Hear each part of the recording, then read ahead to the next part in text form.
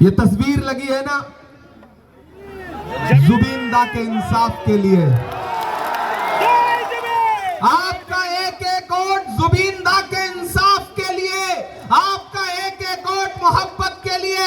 एक तरफ जुबिंदा के लिए इंसाफ मांगने वाले गौरव गोगोई और कांग्रेस पार्टी खड़ी है, तो दूसरी तरफ जुबिंदा के इंसाफ मांगने वालों पर लाठी बरसाने वाला हेमंत विश्व शर्मा खड़ा है। इसलिए आप सबसे अपील करता हूं साथियों, किसी झांसे में मत आइए। कितने भी हेलीकॉप्टर उतर जाएं, कितना भी बीजेपी एजीपी बन के आपके बीच में आ जाए, लेकिन निशाना बिल्कुल फोकस रहना चाहिए। हाथ का पंजा याद रहना चाहिए, हाथ छाप याद रहना चाहिए।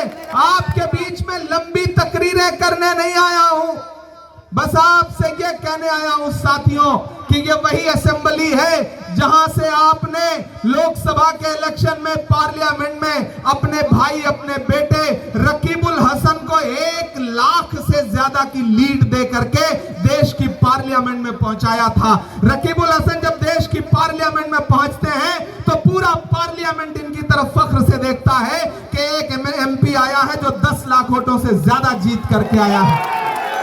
अभी ज्यादा दिन नहीं हुए, 2 साल पहले की बात है। अब फिर उस मोहब्बत को दिखाने का वक्त आ गया है साथियों। अपना एक एक वोट,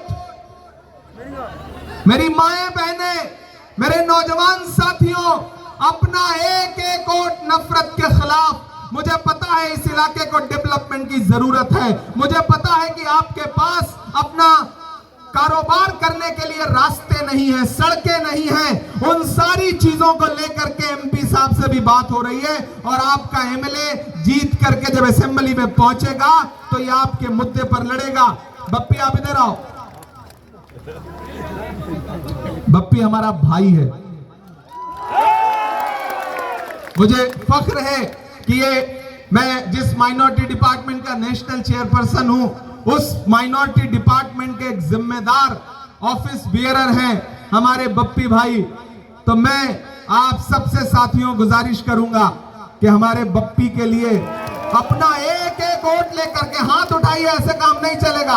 एक एक हाथ उठा करके ये एहसास दिलाइए कि आपका एक एक वोट हमारे बप्पी दा को मिलेगा।